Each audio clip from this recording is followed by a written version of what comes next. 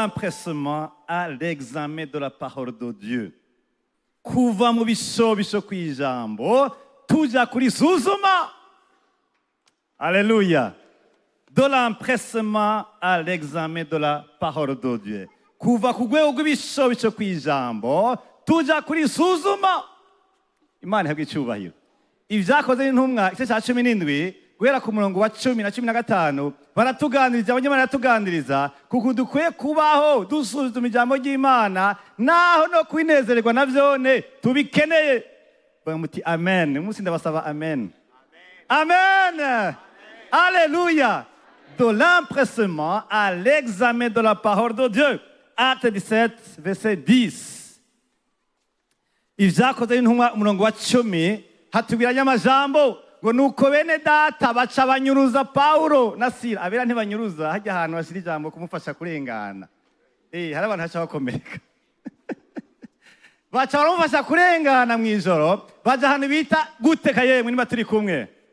Iberoya, maze bashitse binjira mu isinagogi yande y'Abayuda 11, ariko abo bari imico imeze gute? Hajya hari imico ntuhashire ibi by'iwacu imico pour dire que utiri coutume, c'est plutôt habitude, akamenyere, ukundi kubaho. Bari imico myiza kandi kuruta iya Bitesalonike aho Paulo yaraje ava bamuhakije. Kuko bakiri ijambo ry'Imana umutima umeze gute? Ubikunze cyane, mugaye impande y'ibyo baciye bagirante.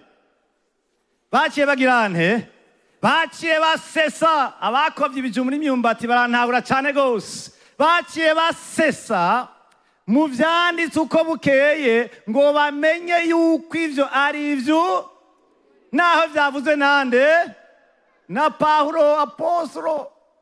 Nuko benshi muri bo bameze ko baca bagirante, baca barizera ko baseshe, babirondeye n'abagabo n'abagore b'icubahiro babagira iki kazi n'abagabo batari bake. Imana ihabwe icyubahiro.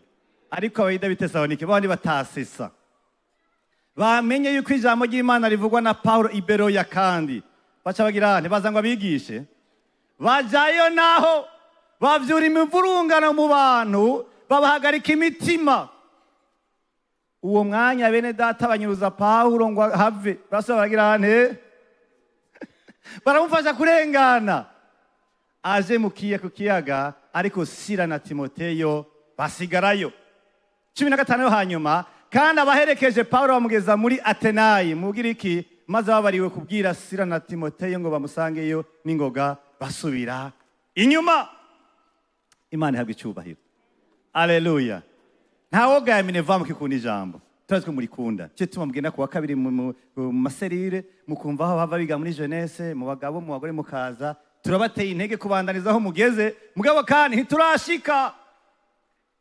Kubera yuko gukunda ijambo niho gufungura. Nta urafungura avuga ngo kera baducokoze yo turiye cyane ngo nta mujya nk'uwimuka wewe. Ijambo ry'Imana urirya uzorikenera, ukurirya cyane rigenda riravyura inyota muri wewe, kubizokwa muri rondera nejo, ntuzokwa muri haga, ntuzokira uri haga, ni wari haga nzoshangira ubwoba.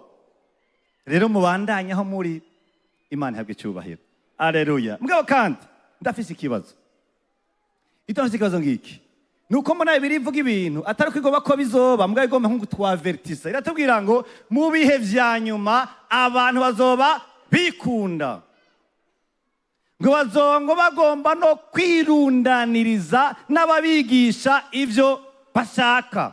Yana majambo harageza kandi byaramaze no gutangura n'ahantu abantu bahitamo ivyo ubigisha. Nta no kurondera ko mwema ariyo hitamo ivyigishwa. Ibihe vya nyuma ngo abantu bazoba bikunda ngo birundaniriza ababigisha ivyo bashaka. Mugabo kandi ngo bazoba bagomba ko babigisha ngo inyigisho ngo zijyana zigira demangezo zizigadigana. Nivyo bihe turimo.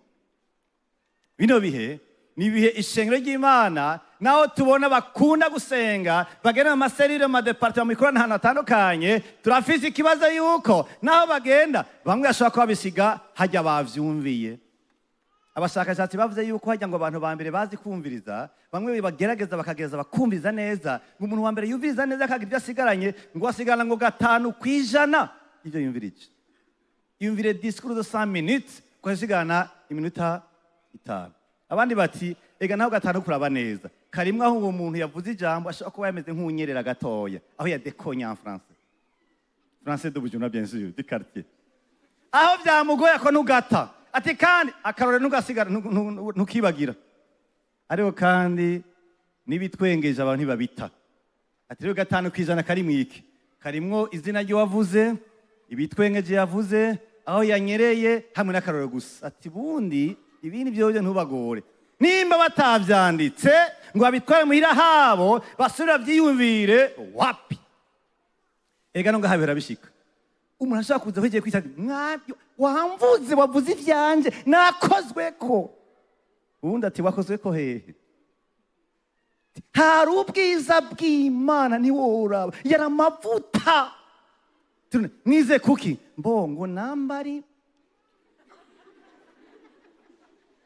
mwasomye he Nehemiya Habakuki uko niko abera dusora kuba surampressement mugabo kandi hinjiye bike ibihe vyanyuma n'ibihe byo gushishoza n'ibihe byo gufatana n'Imana mu ijambo ryayo si ibihe byo gushuha ngo bigarukire gushuha nibihe byo kwijambo ridusanga mu cyumba uko mu cyumba nta mikro mu cyumba nta meni kenewe urabana n'Imana yawe Imana habwe cyubahiro ibihe vyanyuma nibishengeteza kubona ko riri muri dans le champ de vision du diable Satana ikararasa imyami atumbereza kwishengero abazokwepa bigakunda bakabana yagwaye intambara nziza nabafatanye n'ijambo ry'Imana baririmbura ku munsi Imana dufashe cyane gose bamwe baravuga n'imvugo zimeze ziteye ubwoba ngo erega je riko rasoma tasinzira iryo tiro none riba ari ikirarane canke ati kandi kindi je nazo ari mwemu iza gutora ivyo nasomye iyo ndabisomye bica bigenda nimbaza ko hari umudayimoni aza gutora ivyo nize canke ivyo nasomye ivyo byose sisigura yavyo ibe nk'ibi tubona abantu benshi bagira mu bitangaza byinshi uwo mukozi w'Imana guharande va hano munsi y'igiti ku musozi kubera ko yigeze gusenga ugakira canke yigeze kuvuga ibintu bikaca biba umenga no Imana yaguhamagariye ku buzima ukaca ugenda itike intara hagati mu gihugu ukaca ugenda umara iminsi ku musozi ngo hari umuntu Imana yantumyeko barabatumako ariko hari ivyo barungikana uyu munsi amasengesho yarimuye asigaye abera mu nzuzi muramubibona bamwe ntibanabihisha barashaka na video ku vetere mediatique kino gihe ni gihe dusukwiye gusuzuma ibyo twizera mbega wizera iki ivyo wizera vyanditse he urashaka kubibwira umugabo wawe urashaka kubibwira umugore wawe urashaka kubibwira abarongozi bawe urashaka kubibwira umugwi musengana bakumva yuko utahenzwe ari abantu banditse amasezerano ari muri agenda zabo muri Bibiliya harasurinye mbwa ivyo banditse ivyo babwiwe ntawe uzi ko ari byo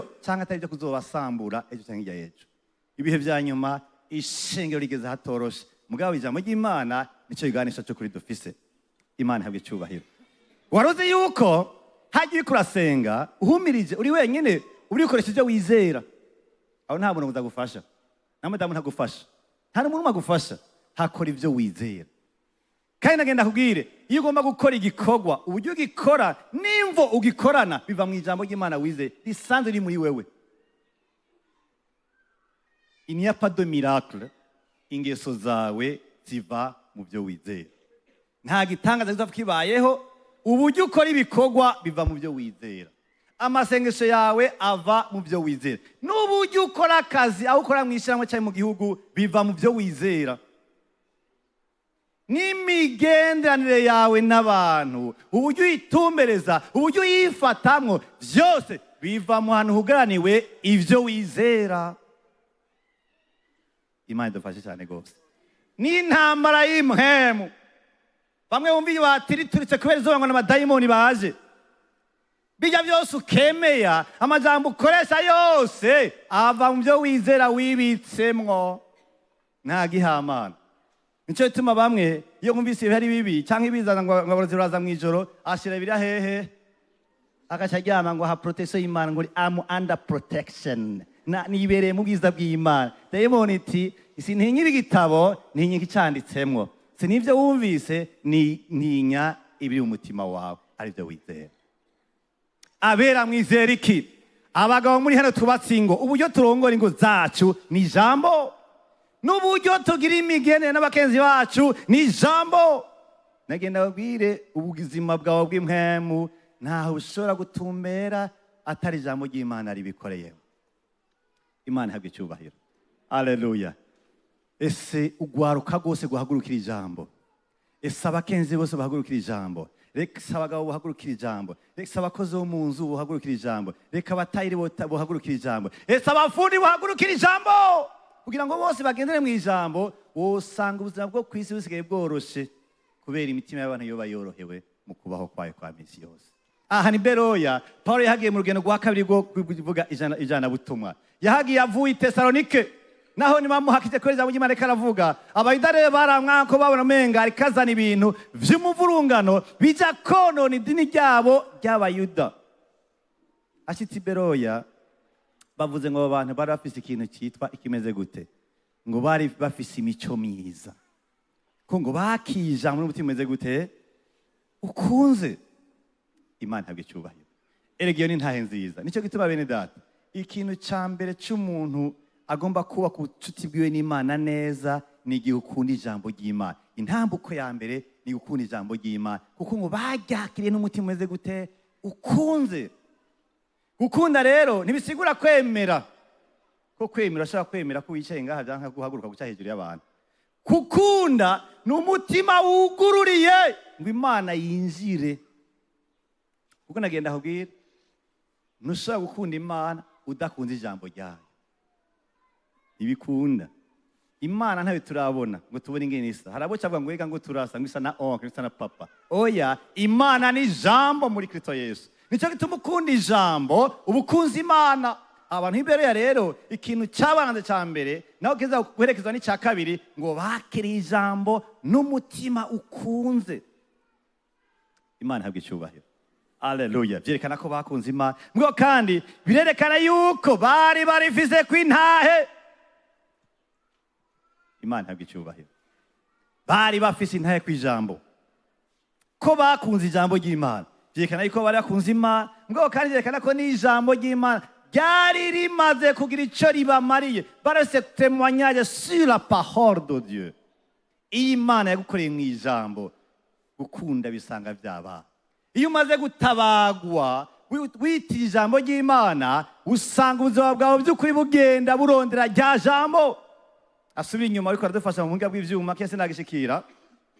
Ni ukuvuga ngo ubuzima bw'aba bantu bakunze ijambo kuko basanzwe barifise mu mitima yabo, baranarondera kurondera icyo bisigura kuko hari ibyo basanganywe.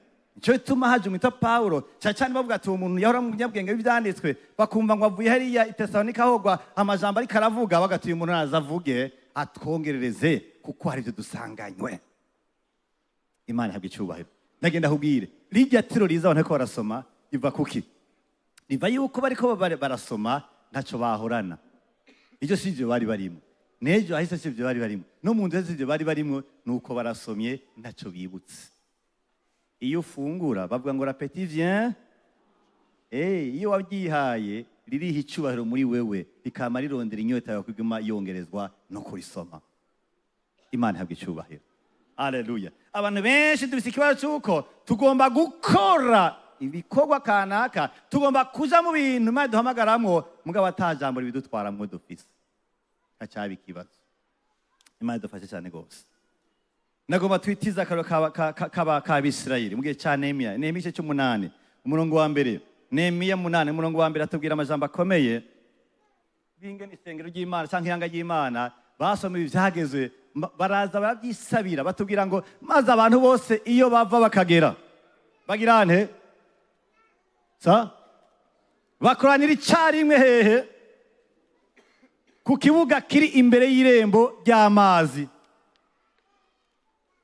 basaba Ezira umunyabwenge w'ivyanditswe ngo azane igitabo cy'ivyagezwe vya Mose, bimwe uhoraho yahande Abisirayeli. Barabyisabiye ati wewe Ezira, turakuzi umunyabwenge w'ivyanditswe, warihaye kuvyiga no kuvyigisha, ngo bidusomere turabikumbuye, kuko iyo twahora ari Babuloni nta mwidegemvyo yo kubisoma no kubishira mu ngiro twari dufise, Ezira dusomere. N'abera bisabiye bari bazi ijambo, bari bakumbure barawusi nta yavyo kuri ba sekuru, ndetse bamwigira bari bafite kunako navyibuka. Gatatu kuri abatubwira ngo verset 3 watubwira ngo verset 3 nuko Ezira umuherezi azana ico gitabo cy'ivyagezwe agishira imbere y'ishengero ry'abagabo n'abagore n'abandi bose bafise ubwenge bwo kumva. Hari ku munsi wa mbere w'ukwezi kw'indwi. Kane verset 4 Ezira uwo munyabwenge w'ivyanditswe yari ahagaze ku mutara w'ibiti bubakiye ico gikorwa nyene. Yarahagararanye na Matitiya na Shema na Anaya na Uriya na Hirukiya na Mayaseya. Aba nibo bari buryo bwiwe, ibumoso bwiwe hari Pedaya na Mishayeli na Milikiya na Hushumu na Hashidana na Sedekiya. Shubibona na wewe. Verset 5 yatubwira ngo nuko Ezira azingurira igitabo, abantu bose bagira nte babona les yeux fixés, bafise attention, kuko yarahagaze ahisumbuye, maze akizingurira abantu bose bava hasi pour honorer la parole de Dieu. Baca barahaguruka ati hariho ikintu gire kibe, Imana yacu dusubize mu rya jambo ryayo. Imana ihabwe icyubahiro. Alleluia. Verset 6 Ezira heza ahimbaza Uhoraho Imana isumba byose, abantu bose bashira amaboko hejuru bati amen amen. Baraheza barunama bashika hasi imbere y'Uhoraho, bubika amaso kw'isi pour honorer la parole de Dieu. Niki kitangurira ubuzima bw'ihaye Imana. Umuntu yahaye Imana ahera mu ijambo ryayo. Benshi nagenda babwire kubera kutumva Imana baciye barondera Imana ngo ibaganize mu ndoto. Bakunda indoto ntibakunda ijambo ry'Imana. Ariko nagenda babwire ntushobora kubwira Imana ko mwokwama muganira mu ndoto gusa ngo ikikore uko nyene bishaka, mu gihe vyinshi vyamaze kuvugwa ariyo jambo ry'Imana. Niyo yoshika kubwira ivyo mu ndoto biza vyisunga ivyamaze kwandikwa. Benshi bazi ko no kukorota cyangwa kwerekwa ari niveau spirituel niya cyane. Nebukadineza yararose, Farao yararose, ariko Beroya babirondeye mu ijambo ry'Imana. Nuzana indoto nyinshi, ku izo ndoto zimwe zimwe umugwaniza arazitiza. Fata n'ijambo ry'Imana, soma uraja gukura ingene bafata umugore, soma uraja kumenya ingene bakora akazi ka leta, soma uraja kumenya ingene babana n'abantu, soma rimbura, nturindire kurota, kuko umunsi warose azoba ari complement, azoba ari gutomoregwa canke n'umugwanizi abe yavyivanzemo. On ne sait jamais. Imana idufashe cyane gose. Rondera ijambo ry'Imana. Bameze kuryumva bagwa hasi baduza amaboko bagati Imana iratujemwo. Naho tuzi ko Ezira ari Imana yamuzanye, naho tuzi ko Nehemiya ari Imana yamuzanye, turaronsa umuntu adusomera bya bintu bizima. Imana idufashe cyane gose. Alleluia. Alleluia. Ubuzima turimo ni ahantu dukeneye by'ukuri yuko inyota yacu idahagara ku vyangombwa vya misi yose gusa, kuko ivyangwa turabikeneye kubwo kubaho kw'imiryango n'igihugu n'amashirahamwe n'amashengero, mugabo turakeneye ijambo ry'Imana ridushoboza kumenya ingene tuba hahandi hose. Imana idufashe cyane gose. Alleluia. Imigendere yawe n'Imana ni vyiza ko yubakira ku ijambo ryawe. Erega bamwe ngo ngo besi ngo bavyuka batuka abakozi ngo be ya ibiya yanje ari ku gatabo ku kabati mwashize hehe. Umukozi akahagwa yuko atabise Bibiliya neza ya mabuja na databuja. None mu byo umukozi ajeje harimo kubikira ya mabuja. Urone iyo nkungugu ngaha, urabona iyo nkungugu. None je muvyo wambwiye kamabuja, warambwiye gukunkura agakungu kari kuri Bibiliya yawe. Nagiye nimba muwanye na Bibiliya nta nkungu yoronka hiza. Ingeniza. Imana idufashe cyane gose. Alleluia. Kimwe mu bintu abantu bagiramwe intege cyane ni kufatana ijambo ry'Imana. Bamwe baranaduhenza tugira ngo je gituma naho uja mu vy'Imana cyane, afete numvise ngo abavyinshi bazobazwa. Rero Imana iko ndayirinda, assurance contre Dieu. Tout risque. Imana barayirinda. Imana barayigira. Niba yihunga, wo yihungira he? ntukore ikosa rya Adamu yumviye ngo numvise ijwi ryawe mu itongo hamaca ndanyegera kuko ndi. Ibyo bintu bigira imbwa n'inkende. Inkende niyo ifata ikigori ikakiraho muri kongo ikabona ahantu hahiye ikakifata ikagira uku, kandi inkende iragaragura ikigori ikagira uko iri ngaha muri rare ngaha hama ikakirya ngo iri ikigori. Imana ntibayihunga, Imana barayegera. N'umuvyeyi ashaka imitima y'abantu yibuza kubaganiriza ngo ibashoboze kumenya ingene babaho hano nk'isi. Imana idufashe cyane rwose. Ikibazo kihari ngiki nuko iyo udakunze ijambo hari ibica biza gusubirira ijambo, haca haza umuco. Sindaho twari kumenterega, iyo utazi ijambo rivuga ku mugabo muri Bible usigara ubugabo urabira muri poitrine no muri mu ngumu, muri biceps, muri bisque, no kuvuga ntihagire umuragirane asubizayo. Ni bwoga wabonye kuri so ucobona kuri so wanyu, naho wagiye uraba niko babiri ucubwita umugabo ni poitrine. Ariko Bibiliya ikavuga umugabo ko ari umurongozi, une tête, une autorité. Mu mvugo biva mu kigiriki autorité égale umworosha. Mene maja umugabo nuworosha ubuzima bwabo mu rugo. None ubabi acho ifana n'umutsi wo mu kuboko. Acho ifana n'ibiro umuntu afise. Bihagaze ku vyiyumviro biva kuri Kristo Yesu, bikamakira ku vyiyumviro vy'umugabo, bigeza bikamushoboza kugenda yorosha ubuzima bw'abanyarugo. Ibiro ntibikenegwa. Hakera ivyiyumviro vyubakiye ku ijambo Mana. Iyo udafise ijambo ry'Imana ucorongorwa n'ibikomere vya kahise. Mubiriza ngo jewe uje mu buzima mbanzi ko n'igihe cyo gusohoka kizente kirabitswe kubera bagutaye muri kahise. Jewe uraza iyo wijanye singirane je simbembereza nibikunda waraje kandi hari hageze yikugirane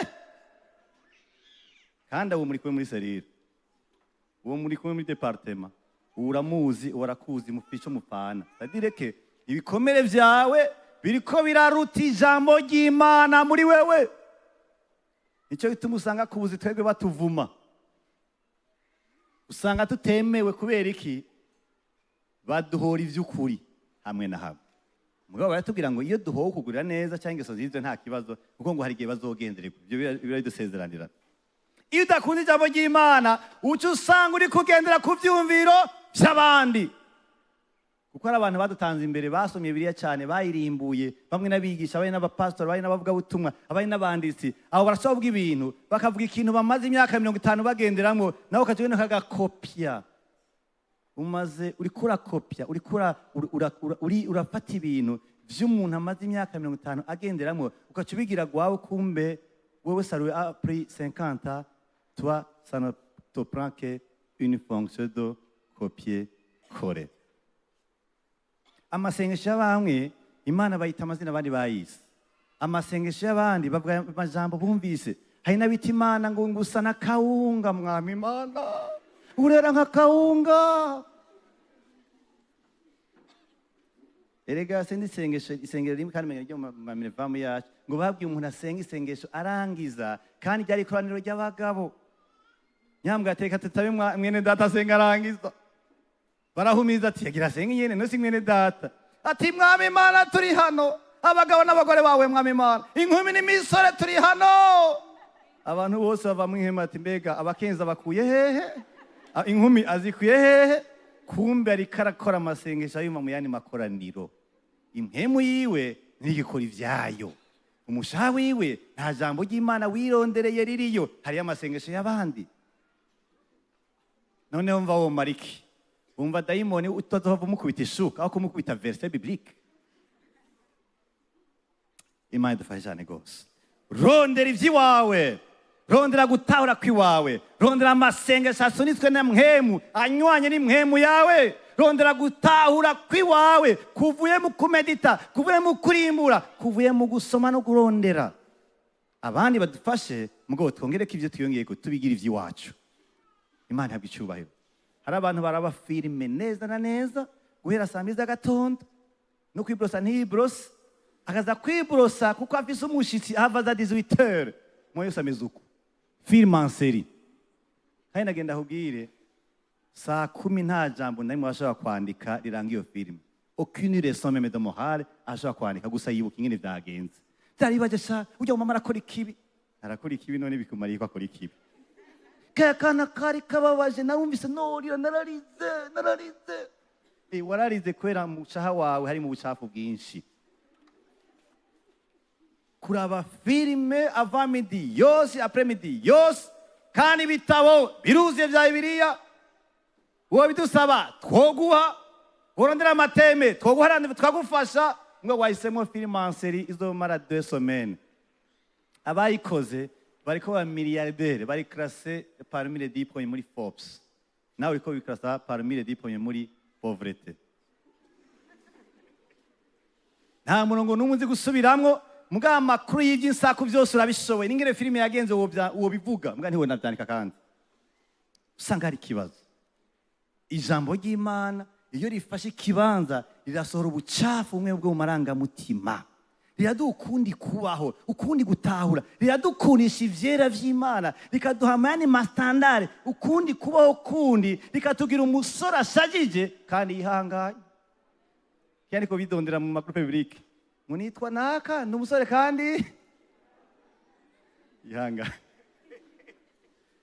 Abihanganye bihanganishwa n'ijambo ry'Imana rikorera muri ivyo bushobozi rikaba ukundi kubona n'ukundi kubaho. Imana idufashe cyane gose.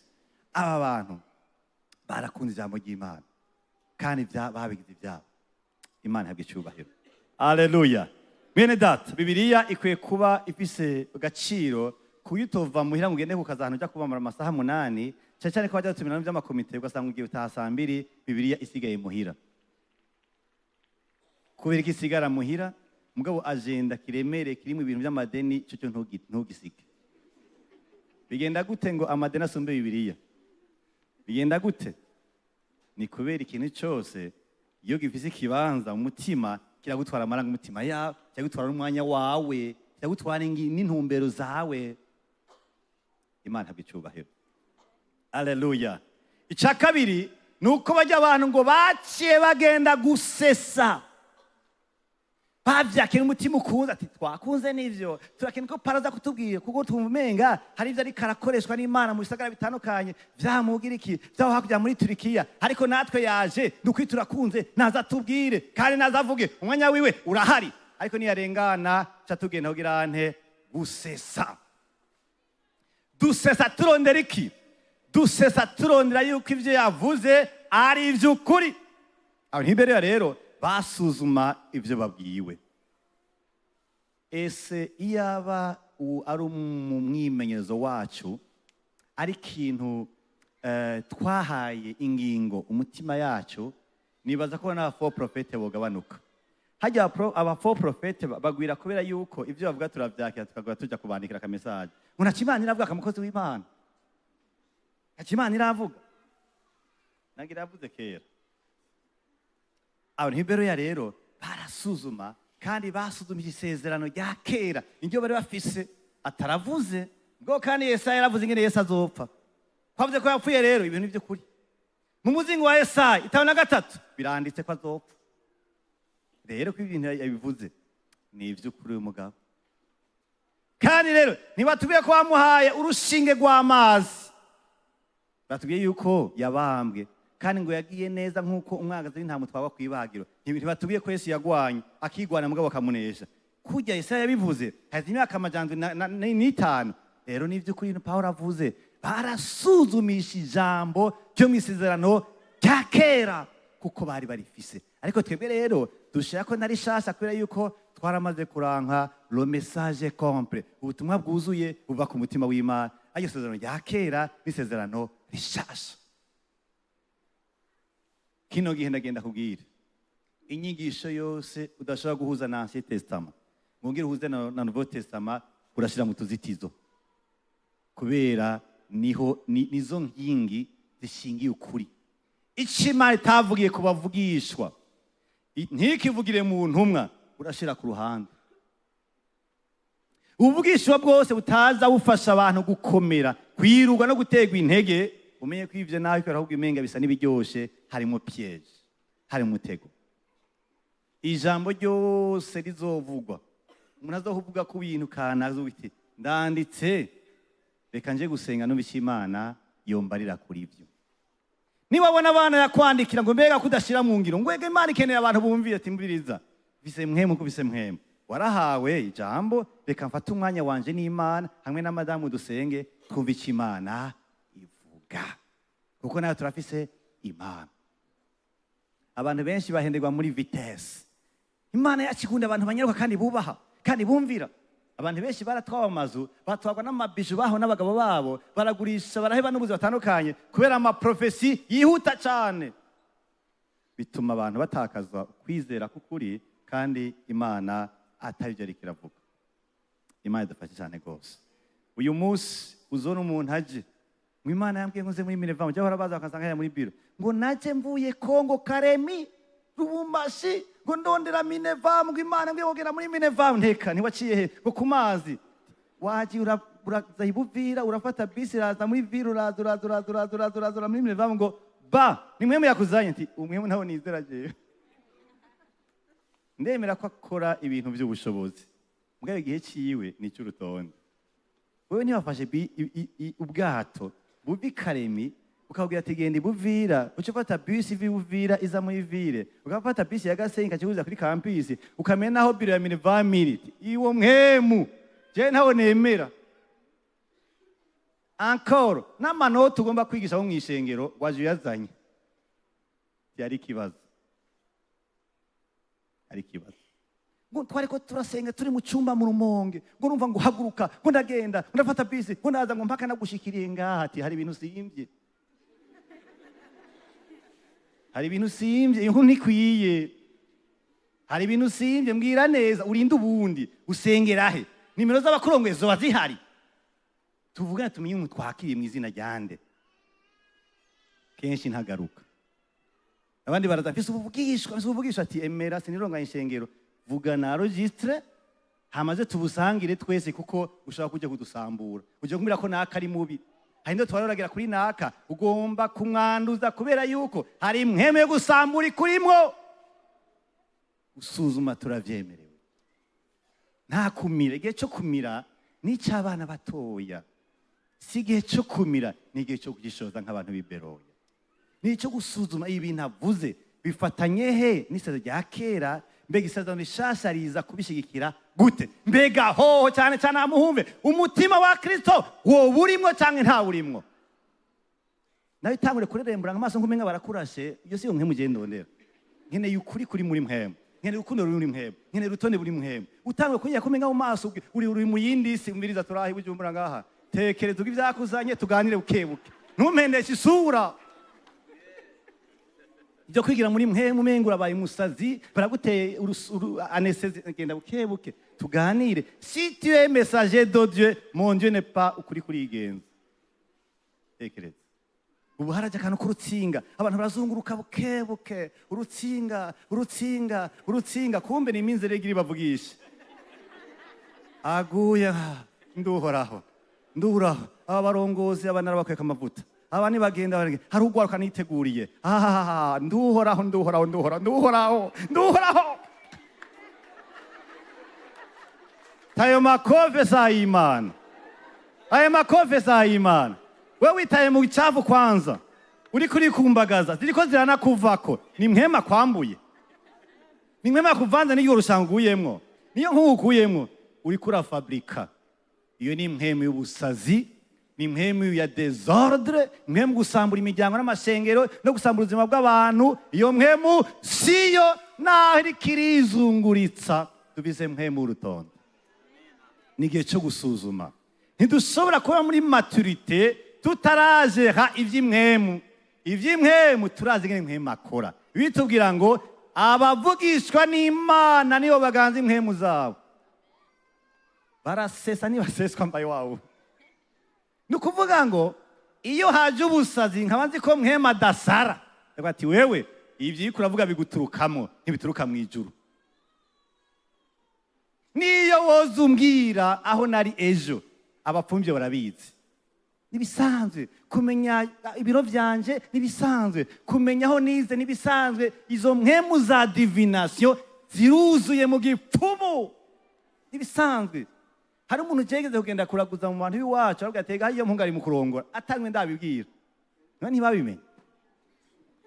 None kurongora rega barabibona none rega barikorete mw'isi y'impwemu nibisanzwe. Kubwira ngo hari ibintu ngo ejo bundi ngo hari umuntu yakubwiye nabi, none ntibama atubwiye nabi, biruzuye. Gutora ibinyerekeye ntibimbwira kuri uw'Imana, kuko impwemu zo kuragura niko zikora. Hamikiri naco noneho burya ndavye imyaka yawe nkamenya n'akazi ukora zino ibintu ntomboza.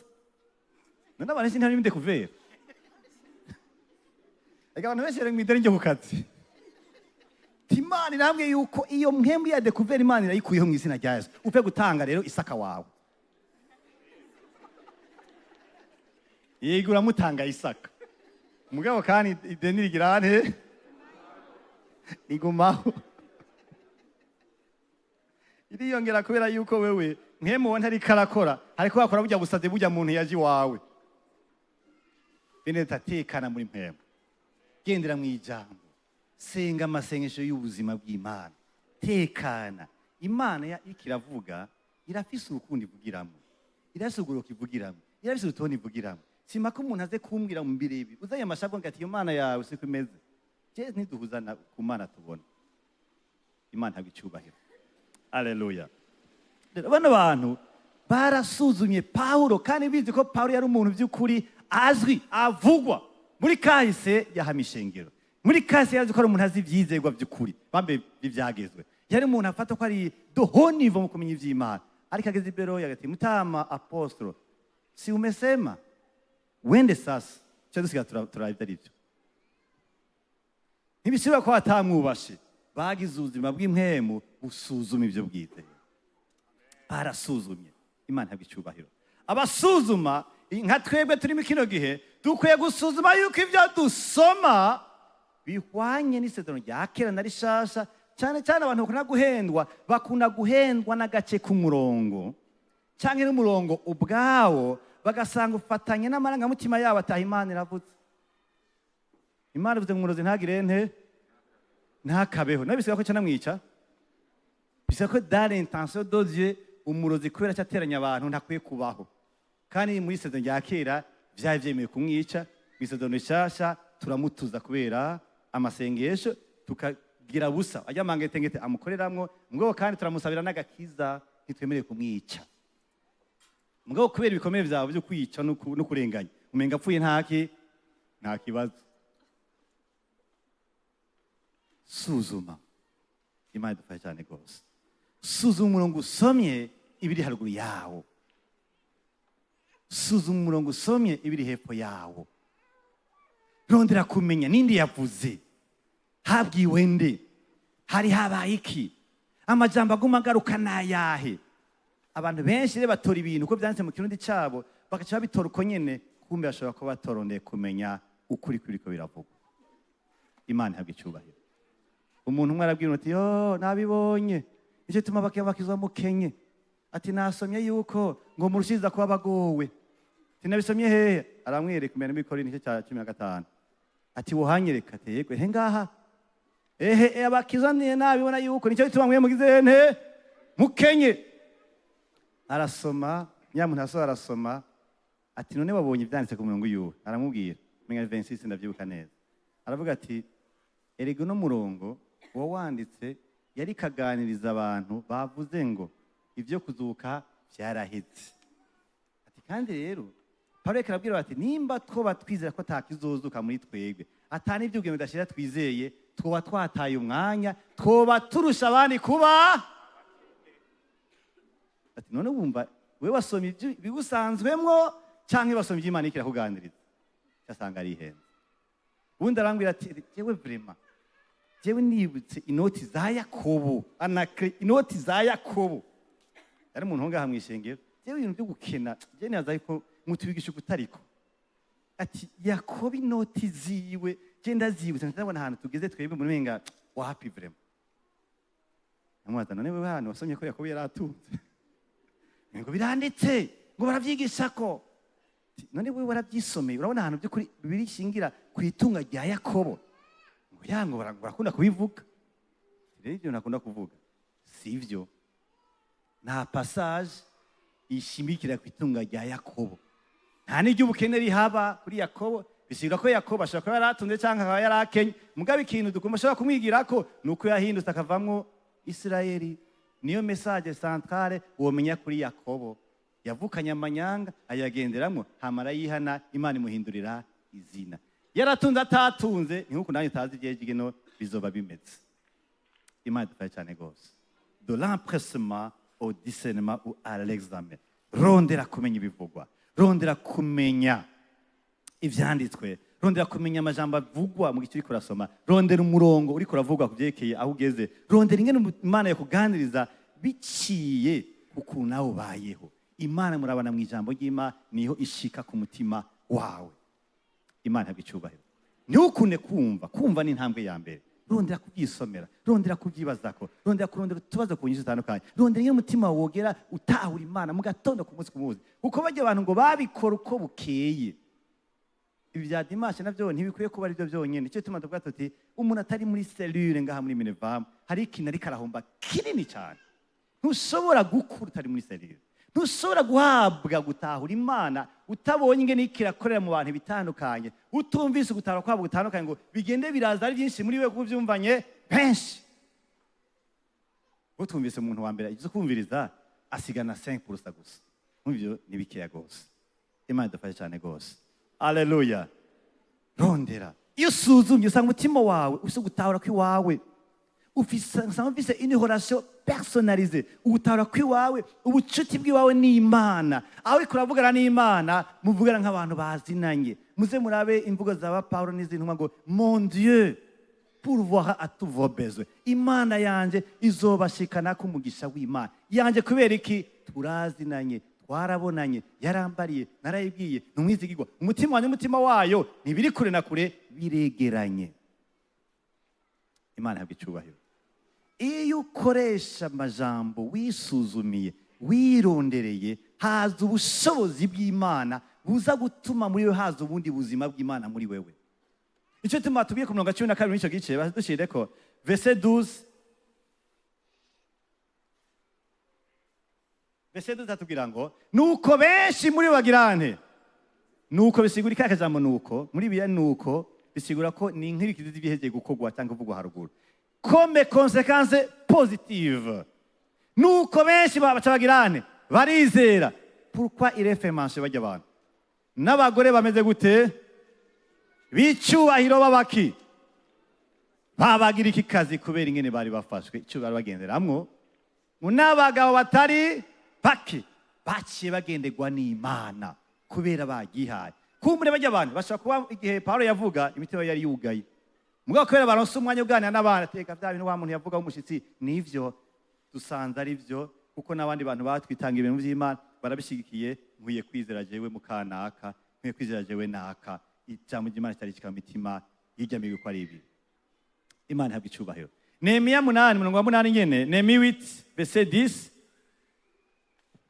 Nehemiya 8:8 nyene hatubwira ngo babasomera mu gitabo cy'ibyagezwe by'Imana mu buryo bumeze gute?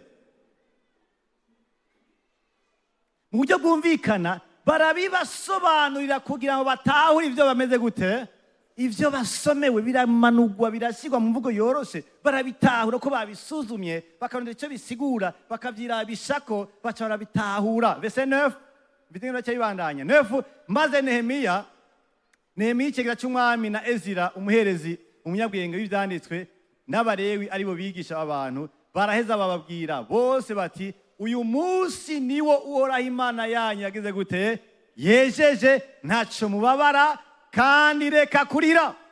Kuko abantu bose bariko bararira aho bumviye amajambo ibyageze. Ajya amarasa y'umubabaro na Mariya y'imigendere yabo n'Imana yabo. Imana ihabwe icubahiro. Ijambo ryashitse, bari bakumbuye Imana, bikorera babohora. Murongo wa 10. Maze Nehemiya arababwira ati nimutahe muje kurya iki? inyama zinuze, hari abantu bacakugwako, munywe n'ibisosa, n'abatagira icyo bafise mugirente mubarungikire, kuko uyu munsi werejwe uhoraho, ntimubabare kuko umunezero uhoraho arizo nkomezi zanyu, kubera umwanya ijambo ryaronse. Imana ihabwa icyubahiro. Iyo ijambo ry'Imana ryahawe ikibanza, riraguha ukundi kubaho kundi, ukundi gutahura kundi, cyane cyane rirabohora amarangamutima yacu, riraguha ubundi bwenge, izindi ngeso, ukundi kubona ubuzima bwacu hano ku isi, ukundi kubona Imana, ugasanga ubuzima ko burahinduka, cyane cyane tukabohoka indani mu mitima yacu. Imana ihabwa icyubahiro. Haleluya. Ubuzima bwacu rero dukwiye kuvuga ngo dukunde ijambo ariko tunarisuzuma. Muri kunde dimanche, muri suzume kuwa kabiri, kuwa mbere, kuwa gatandatu, indwi yose ibindwi nziza. Yaho umuntu akwiye kuva ahantu yisomeye, yirimburiye, yatahuye, afise ikintu yanditse kizoshigwa mu ngiro mu buzima bwiwe. Imana idufashe cyane gose. Haleluya. Amashimwe ku ijambo ry'Imana rero.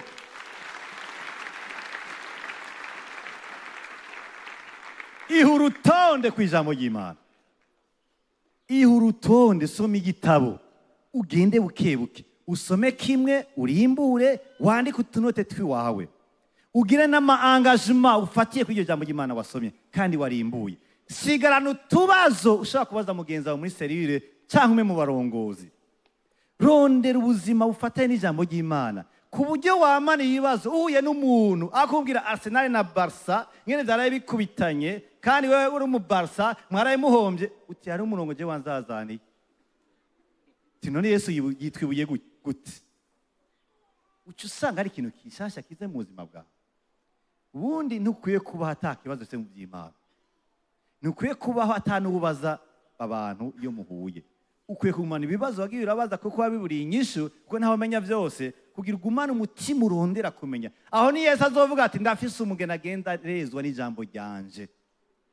Imana idufashe cyane gose. Yesu abahezagire gose. Murakoze. Turashaka kubyaguruka shengero ry'Imana. Tuvyaguruka. Iyo jambo niyo ritubwira ingene Yesu yaje afise urukundo ruhebuje ku musaraba. Niyo ritubwira ingene umutima w'Imana yifuza ko abanyabyaha bamuzako. Niyo jambo ritubwira ko Imana azogigihana. Ifise urukundo ruhebuje ku mwana w'umuntu, irarondera gukiza, irarondera guharira, irakeneye imbore gwiza, ikazana amatabe yabyo n'ubutsamanyi bwose butandukanye kungiharire, kuko yamaze kuvyakira bitwara ku musaraba, ari bifise kuri we, arababazwa, arakubita, aratonagurwa, arahambwa, arazuka kuba insinzi afise ku ruvuna kuzimu. Arondera umutima w'umuntu wese kugira ngo awuharire, agire imigendanire hano mw'isi. Tubwirwa n'ijambo ry'Imana. Urukundo rwayo nuko rumeze. Data arashaka umuntu bayambirana, arashaka umuntu agira imigenderanire, arashaka umuntu yeza n'amaraso yiwe, arashaka umuntu abohora, arashaka umuntu akiza ibyaha, arashaka umuntu yita umwana, aho kwitwa ruhebwa akitwa umwana, akitwa umugeni. Nicyo gituma twizera ngo Imana iragomba gukiza umuntu hano. Nimba uri hano ndagusabe, ntugende uko waje. Urakeneye Imana, nayo iragukeneye. Igukeneye ko yakuremye kandi adashaka guheba. Mwe kandi urakeneye Imana kubera ibintu uri kurabamwe by'ukuri ntibineshereza Imana. Nimba uri hano, uduzigana cyawe dufashanye. Urakeneye Imana. Haleluya. Uduzigana cyawe dufashanye. Uduzigana cyawe Yesu akwakire. Haleluya. Duza. Duzi ikiganza cyawe. Maramaza Satani. Yesu arashaka umutima wawe. Amarayika bari hano, nkema ari hano. Umutima wawe Yesu akeneye kuwakira, weza utunganye, awinkomezi. Ikiganza cyawe hejuru dufashanye. Nesha ubwoba. Nibiteye isoni, bitera iteka ahubwo. Abaprotokole babafashe, baze hano dufashanye. Abandi mukoma amashi, muhe Imana icyubahiro. Mumuzane hano. Tunezerwe ubuzima bw'Imana agiye kuronka. Tunezerwe icyo Imana agiye gukora. Mumuzane hano. Tumunezererwe cyane gose. Mu izina rya Yesu. Zuriruka. N'inkomezi nyinshi. Mu bucuti bwawe n'Imana zuriruka. Ingo. Ngo wakire imbabazi z'Imana. Ingo wakire ubwiyo budashira. Ingo ubohoke.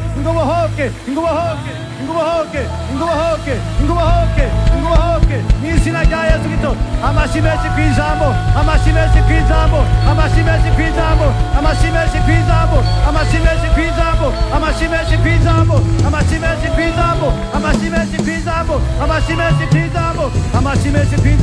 amashyi menshi ku ijambo, amashyi menshi ku ijambo, amashyi menshi ku ijambo, mu izina rya Yesu Kristo.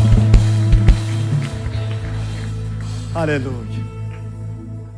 Aba nibo Yesu yari yiteze uyu munsi, yaratwiteze kandi yaraturonkeje urukundo yaduvize ko aba bantu baratanguye urugendo ubu natwe twarutanguye. Haleluya. Imana ihabwe icyubahiro. Haleluya. Sabe Pastor P abamfashirize, abafashe kwakira agakiza bicimukana mu kwizera. Duha Imana icyubahiro, kutanga amahoro, itanga umunezero, iharira icyaha, ibohora, ikiza mu izina rya Yesu. Haleluya. Amashyi menshi, amashyi menshi. Bariko baraza n'abandi, ntihagire uwitinya. Aha ntawe ucegwa, aha ntawe ucegwa, aha ntawe ucegwa, aha ntawe ucegwa. Ubugingo budashira Yesu arabutanga mu izina rya Yesu Kristo. Haleluya. Ariko arabafasha wiyumvire ku Mana, yumvire igisata uriko uranesherezwamwo. Hajya nta kintu gikenewe, hakenewe ijambo ry'Imana rigufasha. Reka dukoreshe mikro kugira ngo bakire umwami Yesu. Ego. Mwizeye muri hano kwera icyakoretse mu mitima. Reka rero mwimike Yesu mu mitima yanyu. Murasubiramo ano majambo muyashize ku mutima, muyatuza akanwa. Uyu Yesu arabumva kandi agira agerere muri mwebwe. Reka musube muvuga ati mwami Yesu, duciye bugufi, dufashe ingingo yo kwihana ubuzima twakuriyemo bw'ibyaha, ubuzima twari ko turabamwo bunyuranye n'ugushaka. Turugura imitima, winjire utuganze, utubere umwami n'umukiza. Amaraso yawe atweze, turakiriye natwe imbabazi, ubugingo budashira. Turakiriye kubohoka, turakiriye mpwemu yera azodushoboza kunesha icyitwa icyaha cyose no kugukurikira Yesu ubuzima bwacu bwose. Amen. Amashyi menshi ku Mana, amashyi menshi ku Mana. Haleluya. Amashyi menshi, amashyi menshi, amashyi menshi. Yesu ahabwe icyubahiro ko akije iyo mishaha. Tubasabe bakurikiriye umugabo w'umuprotokole, arabafasha ariko abigeme bafite agasakoshi kugenda bakagatora kugira ngo bagende kubatera intege kubwo urugendo batanguye. Imana ihabwe icyubahiro cyane gose. Haleluya. Ukubaho kwacu gushingiye ku ijambo ry'Imana, tuba abantu bafite intsinzi. Niye wumva umenga urakeneye inkomezi, umenye ko ukwiye kurondera ijambo ry'Imana riharongora. Nirihe ijambo ry'Imana gumariza mu mutima wawe, ukwiye kuja kurondera icyo risigura kugira ngo rikubere ijambo rizana ubuzima bw'ububasha mu mutima wawe. Nirihe ijambo ry'Imana ryo tumunesha icyaha kanaka. Nirihe ijambo ry'Imana ryo tumenye ingene ubaho mu bihe bitoroshe bikurabamwo. Nirihe ijambo ry'Imana ryo kurongora mu bihe by'umunezero bikurabamwo. Aha uri mu mugisha ukeneye ijambo, mu mubabaro ukeneye ijambo, mu kuduza ukeneye ijambo, no mu gucinyizwa ukeneye ijambo. Kwirima bati mwami ndagushimiye ijambo ryawe. Uti ntiwadusize twenyene, waduhaye mpwemu ariko duha n'ijambo kugira ngo mpwemu adufashirize ku ijambo twasomye. Haleluya. Ivyo nkora byose werekana uko ndi kose, nifata uko nari. Sesuye umutima wanje, sesuye umutima,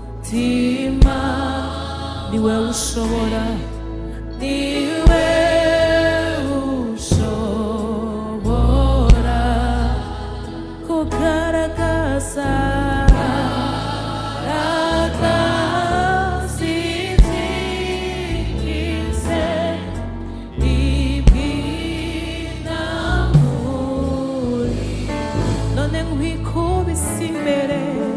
none wikubise